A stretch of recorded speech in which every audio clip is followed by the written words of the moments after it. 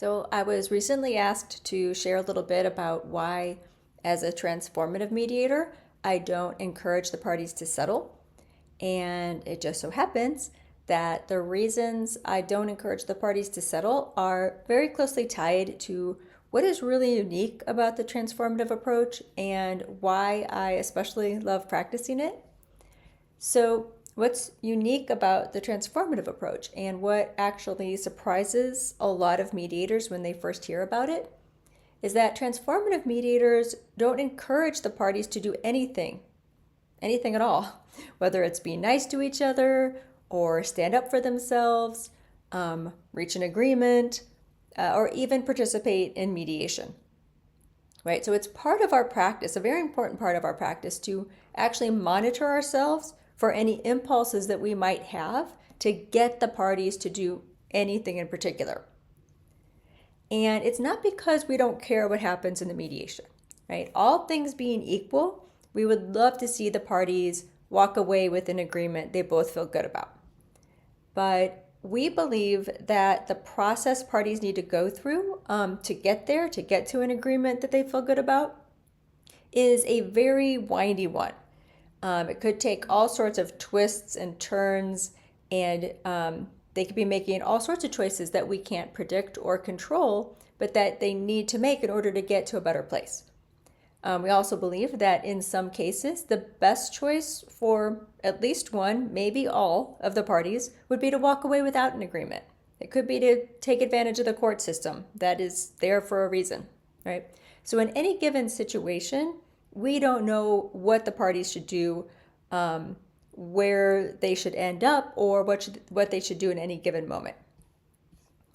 And so despite all that we don't know about any specific parties or their situation, there's a lot that we do know about human nature and a lot of assumptions that we make that help us stay on track when we feel tempted to try to nudge the parties towards an agreement or towards being nice to each other or to do anything in particular. So one assumption that we start with is the idea that the parties have what it takes. So we assume that people, at their core, do not want to be victimized, nor do we want to victimize others. We assume that we want to take good care of ourselves without harming others. And in fact, humans in general very often want to help other people, even strangers. That's our nature. We also want to rise to challenges and solve our own problems. And we're normally very capable of making large and small decisions, whether it's with family members, a spouse, for instance, business partners, or neighbors, right? We normally are able to make decisions together, right? We know how to take into consideration what we want, what the other person wants. We know how to gather information and ask questions. We know that we can come up with different options. We can weigh those options, right? And we can come to some sort of decision. We do this on a regular basis, often without the help of a mediator. So given that people have all these capacities, why do we think they're coming to us for help? So the way we see it, the problem is that when the normal tendencies we have and abilities that we have as human beings are temporarily disrupted in conflict. So there's something that we call the vicious circle of conflict, and it's both a cognitive and emotional experience that makes it really hard for people to do what they're normally willing and able to do. Work together, take good care of themselves, solve problems in a way that works for everyone. But instead of feeling calm and confident and open to the other person's perspective, when they get caught up in this vicious circle of conflict, they're feeling scared and overwhelmed and confused, while also feeling very distrustful and even hostile towards the other person. And those couple of states here, this feeling overwhelmed and feeling distrustful or hostile, can get worse and worse and worse and really hard to get out of. So as we see it, that's when they come to us. That's what we can help with. So our goal is to help people escape the vicious circle of conflict so they can regain their normal capacities and tendencies to want to take good care of themselves without harming the other person and to solve their problem together. And the way we try to help people get out of that vicious circle involves putting all of the choices about the process and the outcome in the party's hands. And it involves supporting their choices, whatever those choices may be, right? And when we support their choices, we're not agreeing with them or saying we think they're right. We're simply accepting that that was the choice they made and often reflecting back what we heard them say without judgment while giving them room to say more.